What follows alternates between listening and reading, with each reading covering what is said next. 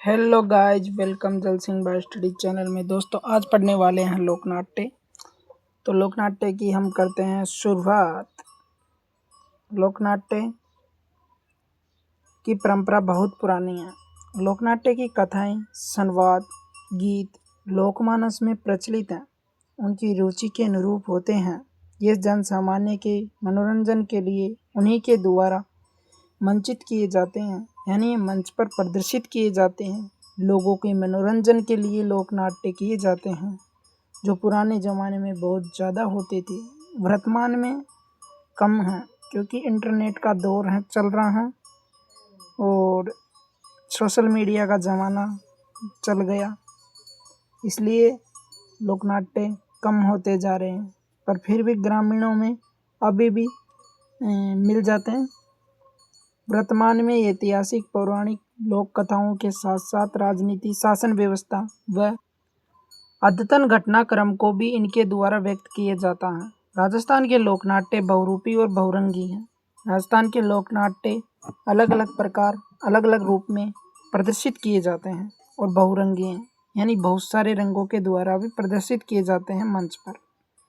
अरावली के पर्वतीय क्षेत्र में भीलों और मीणा, बंजारों, सहरिया, ग्रासिया, इनकी रंगमयी संस्कृति की झलक देखने को मिलती है। अलग अलग जाति, अलग अलग वेश, अलग अलग प्रकार के अनेक संस्कृतियों से पनपा हुआ लोकनाट्य है। इनका प्राकृतिक परिवेश तथा देवी देवताओं के आस्था, जीवन, नृत्य, नाटक आदि रंगन परिधान में डूबी संस्कृति का कारण है। राजस्थान में मरुस्थलीय क्षेत्रों में कठिन परिश्रम करने वाले लोगों को मनोरंजन का कार्य सरगड़ा, नट, मिरासी, भाट, भांड नामक पेशेवर जातियों के लोग करते हैं। इनके वार्तालाप, व्यंग्य, विनोद प्रदान होते हैं, यानी इनके वार्तालाप होते हैं वो मनी मन में होते हैं, यानी ऐसे नहीं होते कि जोर जोर से, और जोर जोर से तब बोला जाता है तो कुछ बात ही बोली जाती है। खुद के नाटक पर खुद हंसते नहीं हैं, कोई हंसता है हंसने वाली कॉमेडी पर, बट ऐसे नहीं हंसते खुद के नाटक पर। ये लोगों को हंसाने का काम करते हैं। और ऐसे नाटक भी हैं जो बिना बोले भी किए जाते हैं, और ऐसे नाटक भी हैं जो बोलकर मंच पर प्रदर्शित किए जाते हैं अलग अलग जातियों के अनुसार। तो सरगड़ार, नट, मिरासी, भाट और भांड ये नामक पेशेवर जातियाँ, इनके द्वारा भी कठिन परिश्रम से मरुस्थलीय क्षेत्रों में लोगों का मनोरंजन बढ़ाने के लिए मंच पर प्रदर्शित नाट्य कला की जाती हैं। अलवर और भरतपुर ये राजस्थान के पूर्वी साइड के दो जिले ऐसे क्षेत्र में आते हैं जो लोकनाट्य में राजस्थान में और हरियाणा और यूपी में, 3 राज्य हैं, राजस्थान, हरियाणा, यूपी। ये लोक संस्कृतियों का मिला जुलूप रूप दिखाई देता है यहाँ पर। यूपी, हरियाणा, राजस्थान में धौलपुर और सवाईमाधोपुर आदि क्षेत्रों में लोकनाट्य पर ब्रजभूमि की संस्कृति का प्रभाव स्पष्ट झलकता है। और राजस्थान में लोकनाट्य को निम्नलिखित रूप में प्रचलित किया जाता है। अब आती हैं दोस्तों ख्याल 18वीं सदी से शुरुआत मानी जाती हैं, जो राजस्थान के लोकनाट्य को शामिल मानी जाती हैं और शामिल थे इसमें। इन ख्यालों की विषय वस्तु पौराणिक और यह व्याख्यान से संबंधित है, जिनमें ऐतिहासिक तत्व भी बौद्ध हैं, जो भौगोलिक अंतर के कारण इन ख्यालों ने विभिन्न रूप ग्रहण कर लिए हैं। इनमें भाषागत के स्थान पर शैलीगत भिन्नता पाई जाती है। इन ख्यालों में कुछ विशेषताएं निम्न प्रकार हैं, जैसे इसकी तो 18वीं सदी से शुरुआत है ख्याल की। तो पहली ख्याल आती है कुचामनी ख्याल। कुचामनी ख्याल का प्रवर्तन प्रसिद्ध लोकनाट्यकार लच्छीराम है। क्वेश्चन पूछा जा सकता है कि कुचामनी ख्याल के प्रसिद्ध लोकनाट्यकार कौन है, तो लच्छीराम है। कौन? लच्छीराम। ख्याल परंपरा में उन्होंने अपनी शैली का समावेश किया था। लच्छीराम द्वारा रचित ख्यालों में चांद, नीलगिरी, राव रीडमल। लच्छीराम द्वारा रचित ख्याल थी चांद, नीलगिरी, राव रीडमल तथा मीरा मंगल आदि प्रमुख है। चांद, नीलगिरी, राव रीडमल, मीरा मंगल आदि प्रसिद्ध हैं और प्रमुख है। उगम राज भी कुचामनी ख्याल के प्रमुख खिलाड़ी हैं। वैसे तो राजस्थान के जो कुचामनी ख्याल है, ये प्रवर्तन जो प्रसिद्ध हैं लोकनाट्यकार व लच्छीराम है, और उगम राज भी कुचामनी ख्याल के प्रमुख खिलाड़ी माने जाते हैं। इस शैली की विशेषता निम्नांकित रूप में की गई।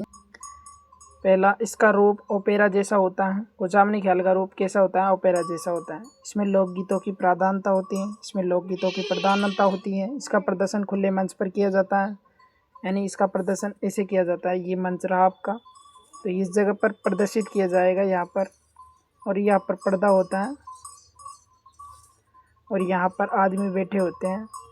तो ऐसे खुले मंच पर इसको प्रदर्शित किया जाता है।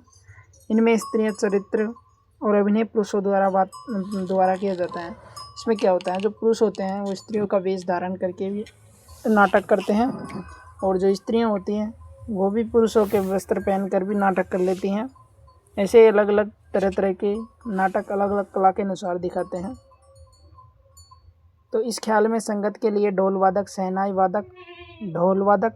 वादक यानी जो ढोल बजाने वाले होते हैं, और शहनाई वादक जो शहनाई बजाने वाले होते हैं, ढोलक व सारंगी वादक होते हैं, उनको मुख्य सहयोगी माना जाता है इस ख्याल में ढोल वादक, शहनाई वादक, ढोलक वादक और सारंगी वादक, इनको मेन सहयोगी माना जाता है। छठा, इस ख्याल में भाषा तो सरल होती हैं और सामाजिक व्यंग्य पर आधारित विषय चुने जाते हैं इसमें। अब आती हैं दोस्तों शेखावटी ख्याल।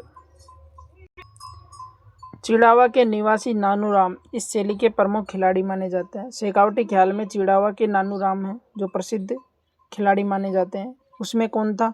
कुचामनी ख्याल में प्रसिद्ध लच्छीराम और उगमराज, ये प्रमुख खिलाड़ी माने जाते हैं। उनके स्वचलित ख्यालों में प्रमुख हैं हीर रांझा। उसमें क्या था? उसमें कुचामनी ख्याल में के लच्छीराम के प्रमुख कौन कौन से थे जो लोकनाट्य थे?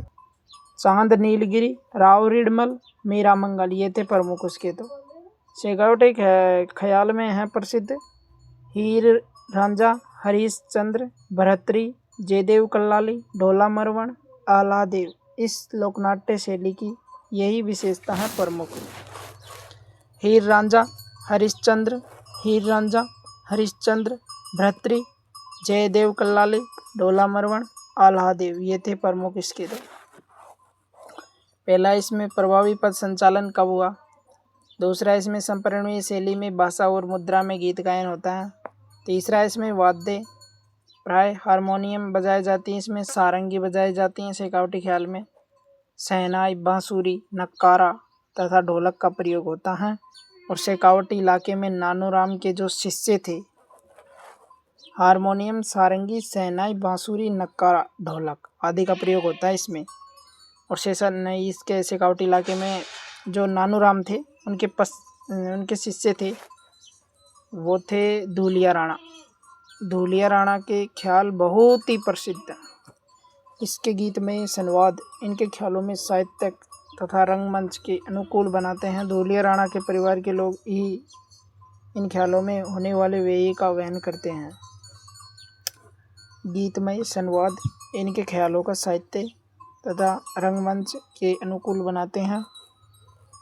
धूलिया राणा के परिवार के लोग ही इन ख्यालों का व्यय वहन करते हैं। अब आती हैं दोस्तों जयपुरी ख्याल।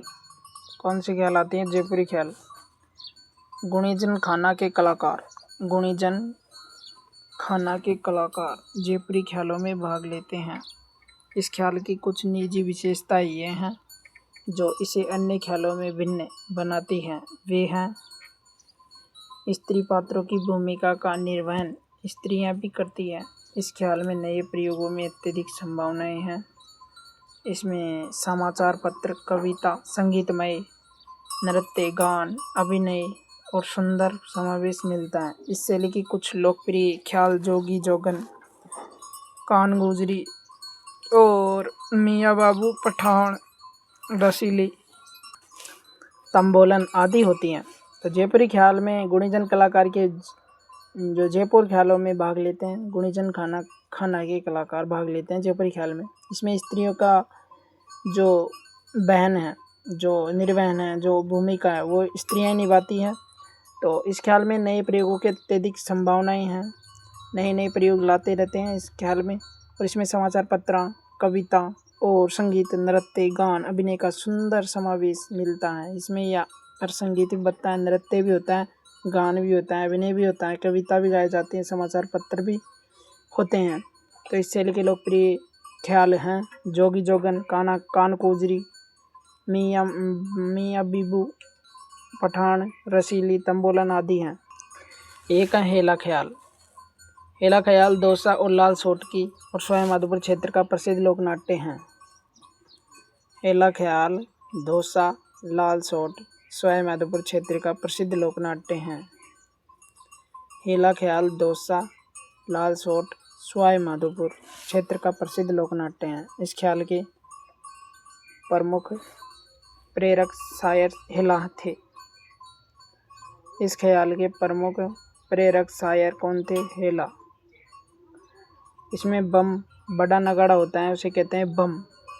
हेला ख्याल कहाँ का प्रसिद्ध है? दौसा, लाल सोट, सवाई माधोपुर क्षेत्र का प्रसिद्ध लोकनाट्य है। और इस ख्याल के प्रमुख प्रेरक शायर हेला थे, याद कर लेना, शायर हेला, शायर हेला। और बम, बम को कहते हैं बड़ा नगाड़ा। तो बम का प्रयोग इसी ख्याल के प्रारंभ में होता है। साथ में नौबत भी बजाया जाता है। और इस ख्याल की प्रमुख विशेषता हेला देना होता है, यानी लंबी टेर आवाज़ देना होता है। पद कौन गाया जाओगे? दंगल भरे जिस टाइम वो ये एक तरह का ये भी ख्याल है। कौन सा? हेला ख्याल। हेला ख्याल में शायर हेला है फेमस, लाल सोट, दौसा, सवाई माधोपुर में फेमस है। और इसका मतलब है टेढ़ लगाना और बम और नौबत का प्रयोग किया जाता है। ये भी दंगल में प्रयोग होता है। कन्हैया ख्याल भी, ये भी करौली, सवाई माधोपुर, धौलपुर और भरतपुर, दौसा।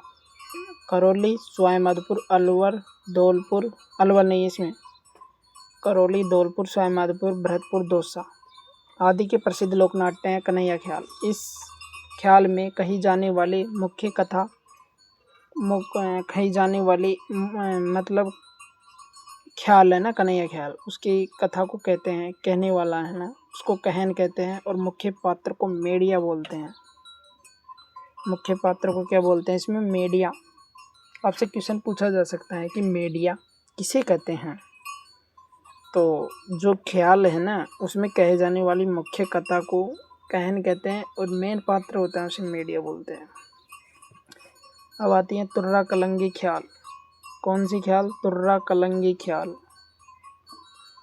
तुर्रा कलंगी ख्याल क्या है, इसके बारे में थोड़ा बहुत जान लेते हैं। तुर्रा कलंगी ख्याल मेवाड़ की साहाली और तुकनगीर नामक संत पीरों ने 400 साल पहले तुर्रा कलंगी की रचना की थी। मेवाड़ के साहाली थे और तुकनगीर नामक संत हुआ थे। तो उन्होंने 400 साल पहले ही तुर्रा कलंगी की रचना की। और तुर्रा को शिव कहते हैं और कलंगी को पार्वती कहते हैं। इनका प्रतीक माना जाता है। तुर्रा का प्रतीक शिव, कलंगी का प्रतीक पार्वती। तो मेवाड़ के साहाली और तुकनगीर नामक संतों ने क्या किया था? 400 वर्ष पहले इसकी रचना की थी। तुकनगीर का मतलब दोस्तों यही होता है कि तुर्रा के साथ, तुर्रा के तथा साहाली ये कलंगी के पक्षकार थे। इनके शिव शक्ति संबंधी विचारों को लोगों तक पहुंचाने का मुख्य माध्यम काव्यम रहा है। काव्यम रचनाएं थी जिन्हें दंगल के नाम से जाना जाता है। दंगल के नाम से किन्हें जाना जाता है? मतलब इनकी लोगों तक बातें पहुंचानी थी। तो काव्यम रचनाएं के अनुसार ज़्यादातर पहुंची हैं और दंगल के नाम से भी जाना जाता है, दंगल के माध्यम से। इसके संवादों को बोल कहते हैं। तुर्रा कलंगी के संवाद क्या कहलाते हैं? बोल। और ये जो काव्यात्मक होते हैं, कौन होते हैं काव्यात्मक? ये संवाद जो बोलते हैं वो। तुर्रा कलंगी की सर्वप्रथम खेले गए ख्याल का नाम था तुर्रा कलंगी का ख्याल था।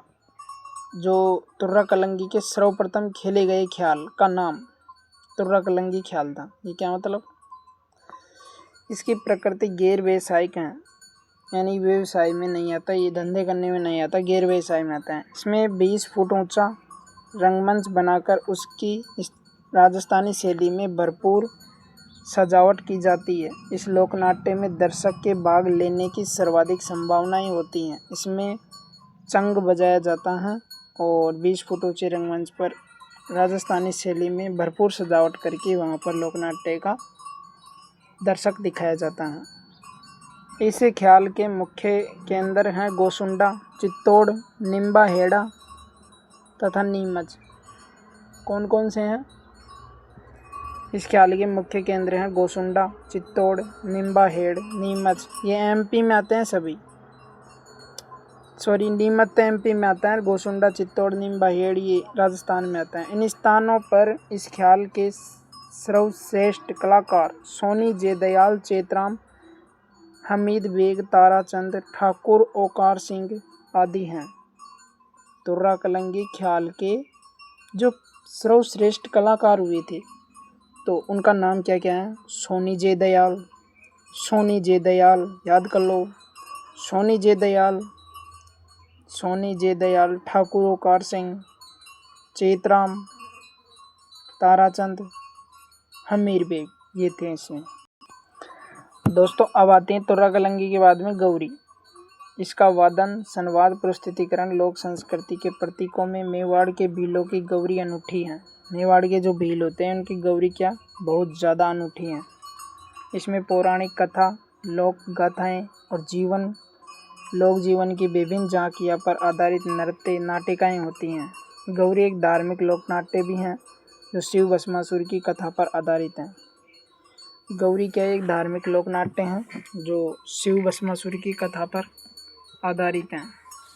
इसमें वादन, संवाद, प्रस्तुतिकरण लोक संस्कृति के प्रतीक मेवाड़ के भीलों की गौरी अनूठी होती हैं।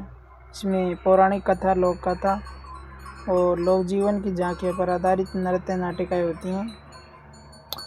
रक्षाबंधन के दूसरे दिन भादवा कर्षण एकम को खेड़ा देवी, रक्षाबंधन यानी राखी के दूसरे दिन भादवा की कर्षण एकम आती है, उसको खेड़ा देवी से भोपा गौरी मंचन की आज्ञा लेता है। खेड़ा देवी से भोपा गौरी मंचन की आज्ञा लेता है। इसके बाद पात्रों के वस्त्र बनते हैं।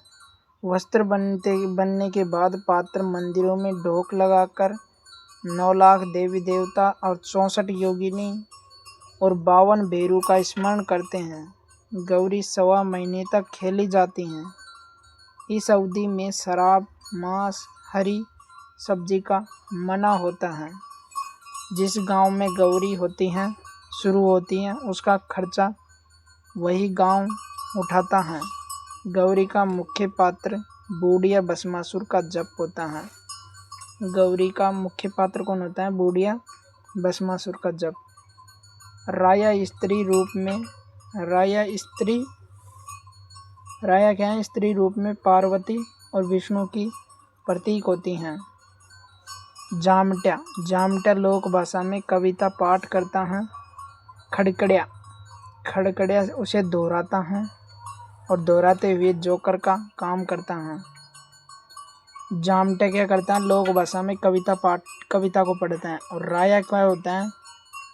स्त्री के रूप में पार्वती और विष्णु का प्रतीक होता है। और खड़कड़िया इसे दोहराता हुआ जोकर का काम करता है।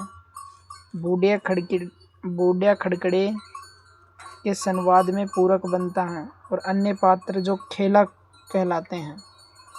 जो अन्य पात्र होते हैं इसमें वो खेला कहलाते हैं। गौरी में केवल पुरुष ही पात्र होते हैं।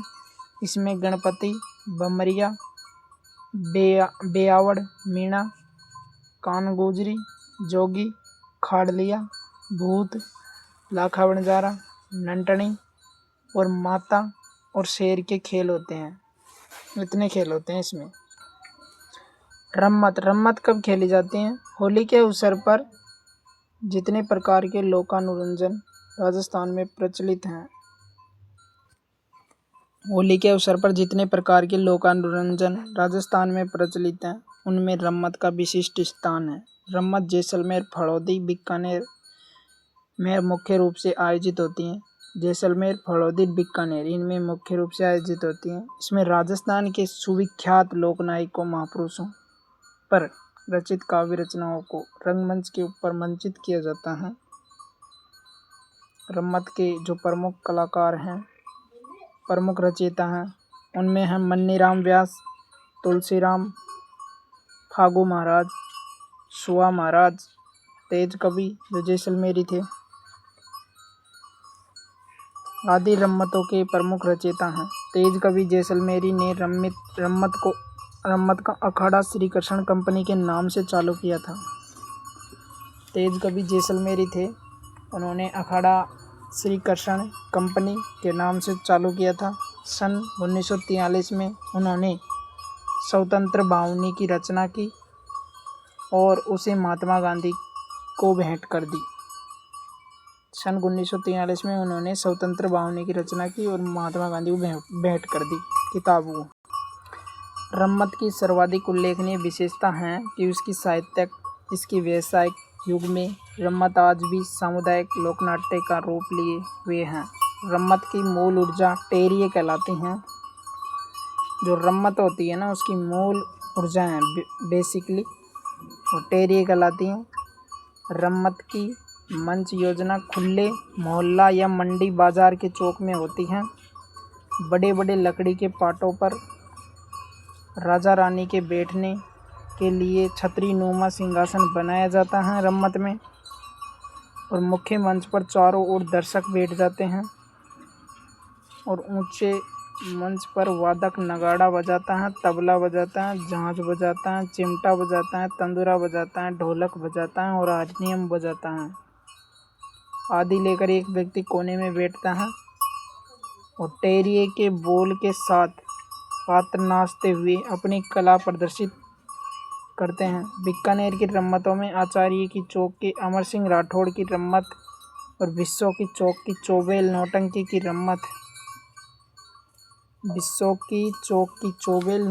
रम्मत की कहानी व्यासों के चौक की जमुना दास जी की रम्मत बहुत प्रसिद्ध है। बीकानेर की रम्मत जो आचार्यों के चौक की अमर सिंह राठौड़ की रम्मत थी, बिस्सों की चौक की चौबेल नौटंकी की रम्मत, की कहानी व्यासों की चौक की जमुना दास जी की रम्मत, और एक अब तमाशा पढ़ेंगे। तमाशा जयपुर का प्रसिद्ध लोकनाट्य है। ये महाराजा प्रताप सिंह के काल में शुरू हुआ था। भट्ट परिवार परंपरागत रूप से आज भी तमाशा का लोक मंचन करता है। जो भट्ट परिवार है ना, वो तमाशा का आज भी लोगों को दिखाने का काम करता है, मंच पर प्रदर्शित करता है। फूलजी भट्ट, गोपीकृष्ण भट्ट व वासुदेव भट्ट। फूलजी, गोपीकृष्ण और वासुदेव। गोपी नाम तो मिलता जुलता है, गोपीकृष्ण और वासुदेव भट्ट। फूलजी भट्ट ये परंपरा को जीवित रखे हुए हैं, और गोपीचंद और हीर रांझा ये मुख्य तमाशे हैं इनके। तमाशे का आयोजन खुले मंच पर होता है जिसे अखाड़ा कहते हैं, और संगीत और नृत्य और गायन इन तीनों को तमाशा में प्रधानता होती है। अब आते हैं स्वांग। लोकनाट्यों में स्वांग की भी एक परंपरा है। स्वांग का अर्थ है किसी भी ऐतिहासिक, पौराणिक, लोक प्रसिद्ध या समाज में प्रसिद्ध चरित्र व देवी देवताओं की तरह मेकअप करना व वेशभूषा धारण करना। स्वांग का मतलब है सजना, और जैसे लुगाई दुल्हन को सजाते हैं वैसे ही स्वांग गाँव में अधिक प्रचलित है। इसका कलाकार बहरूपिया कहलाता है, और इसे विलुप्त कला का सबसे नामी कलाकार केलवा का परशुराम है, जो विलुप्त के कगार पर है, और कला का सबसे नामी कलाकार केलवा का परशुराम है। केलवा एक स्थान है जहाँ का परशुराम है, और इसके प्रसिद्ध कलाकार जानकीलाल भांड है। जो पूछा गया है स्वांग के प्रसिद्ध कलाकार कौन हैं, जानकीलाल भांड जो भीलवाड़ा के हैं, जो भारत के उत्सवों में राजस्थान का प्रतिनिधित्व करते हैं। क्या आप जानते हैं दूल्हे की बारात में जब लड़की वाले की यहाँ चली जाती हैं, तब पीछे से वर पक्ष की महिलाओं द्वारा वरवधू की नकल के रूप में जो स्वांग प्रदर्शित किया जाता है, उसे टूटे या टूटकी या खोड़े निकालना कहते हैं। इसमें एक महिला वर का और दूसरी वधू बन जाती हैं और उनके नकली विवाह कराया जाता है। इसका एकमात्र उद्देश्य यह है कि असली वर वधू को आदि व्याधि से मुक्त करने की मनोकामना है। आदि और व्याधि से मुक्ति करने की मनोकामना है बस। एक है लीला नाट्य। ये राजस्थानी लोक नाट्यों में लीला नाट्य की महत्वपूर्ण भूमिका है। लीला नाट्यों की महत्वपूर्ण भूमिका है जिसमें रामलीला, रासलीला के अतिरिक्त लीलाओं के कुछ रूप भी प्रचलित हैं, जैसे रावलों की राममत, समैया, गौरी, सनकादिकों की लीलाएं, गरासियों की घोड़ लीलाएं, रामलीला, कृष्ण लीला आदि लीलाएं होती हैं। गरासियों की घोड़ लीलाएं, रावलों की राममत, समैया, गौरी, सनकादिकों की लीलाएं, गरासियों की घोड़ लीलाएं, रामलीला, कृष्ण लीला। रास लीलाओं में श्री कृष्ण बाल्यकाल और किशोरावस्था की लीलाओं का प्रस्तुतिकरण किया जाता है। फुलेरा, जयपुर, असलपुर, हरदोना, गुंडा आदि में रासलीला की अनेक मंडलियां हैं। जो रामलीला का मुख्य प्रयोजन भगवान राम के जीवन का, प्रसंगों का जीवन चित्रण है। रामलीला में भगवान राम के और रामायण के बारे में दर्शाया जाता है। इसके प्रस्तुतिकरण भरतपुर और पाटोदा तथा बिसाऊ में अपनी अलग पहचान है। राम जीवन से संबंधित महत्वपूर्ण समयों अर्थात समय का इसमें नाट्य शैली में प्रस्तुत किया जाता है। जो राम ने बिताया जीवन, उन्होंने कैसे जीवन बिताया, इस रामलीला में ये प्रदर्शित किया जाता है मंच पर। इसमें नृत्य, गीत और विभिन्न वाद्यों का प्रयोग भी किया जाता है। विभिन्न वाद्य यंत्रों का प्रयोग किया जाता है, नृत्य भी किया जाता है और गीत भी गाया जाता है। गौर आयोजन का ग्रासियों द्वारा बैसाख की शुक्ल यानी बैसाख की 14 को बख्योर की गणगौर के नाम से किया जाता है। तो बख्योर की गणगौर के नाम से कब किया जाता है? बैसाख शुक्ल चतुर्दशी को। किसके द्वारा? ग्रासियों के द्वारा, याद कर लेना। इसमें लकड़ी की गौर व हसर को ग्रासिया स्त्रियां अपने सिर पर रखकर नृत्य करती हैं।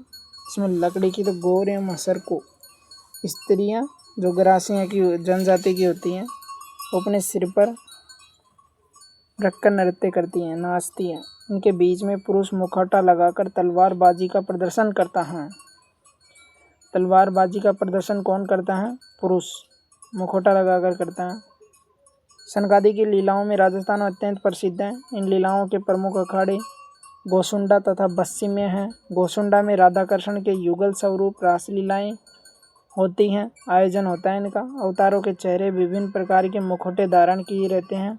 बस्सी में ब्रह्मा जी, गणेश जी, कालिका, हिरण्यकश्यप, नरसिंह अवतार आदि की झांकियाँ प्रदर्शित की जाती हैं बस्सी में।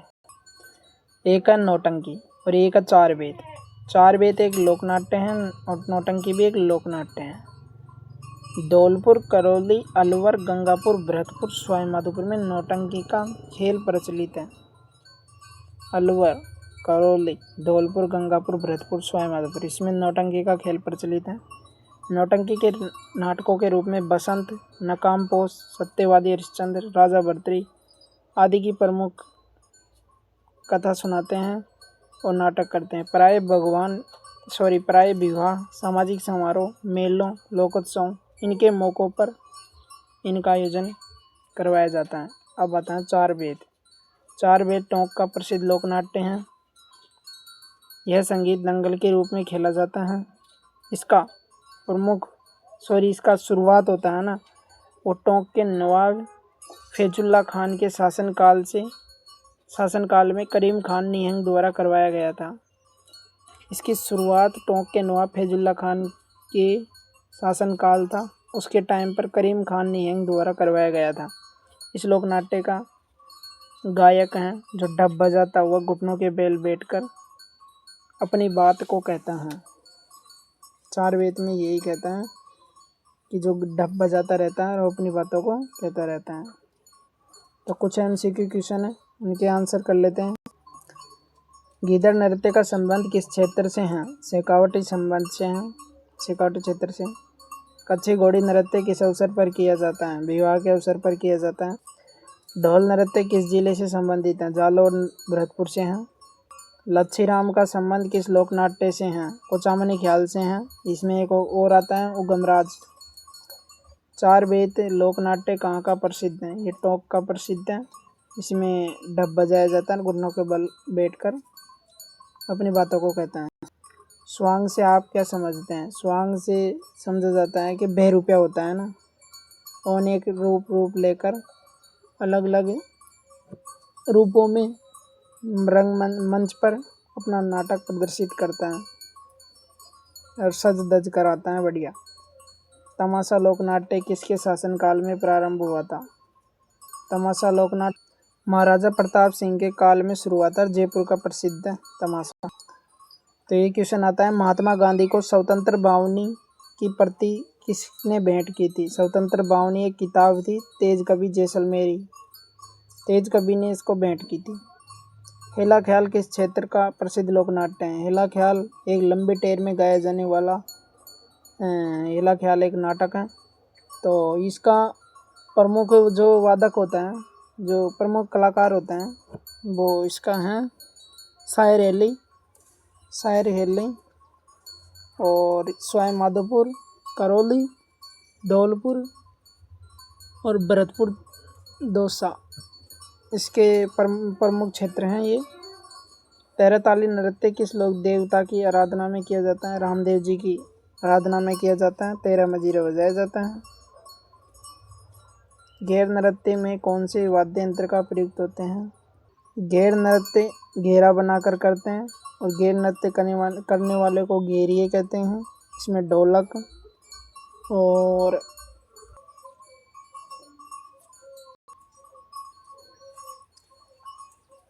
मजीरा और ये होते हैं ना बड़े बड़े खड़ताल की तरह, ये इनको बजाया जाता है, ढोलों को। इसमें नृत्य में तो घेर नृत्य में तो ये बजाया जाता है। अग्नि नृत्य किस संप्रदाय से संबंधित है? जसनाती संप्रदाय से संबंधित है और इसमें जो लोग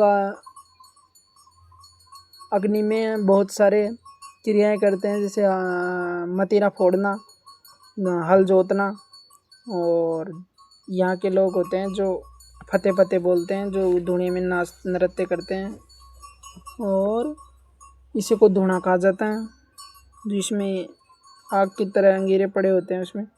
लोहा नृत्य के प्रमुख कलाकार कौन कौन से हैं? इसमें ताराचंद और दयाराम साहनी और एक और था, याद नहीं आ रहा अभी। तो दोस्तों इतना ही कुछ है इसमें, अभी मिलते हैं, तब तक के लिए बाय, जय हिंद। ये एनसीईआरटी बुक के अनुसार पढ़ाए गए हैं। वीडियो अच्छी लगी हो लाइक शेयर सब्सक्राइब करना। मिलते हैं नेक्स्ट वीडियो में, तब तक के लिए बाय, जय हिंद।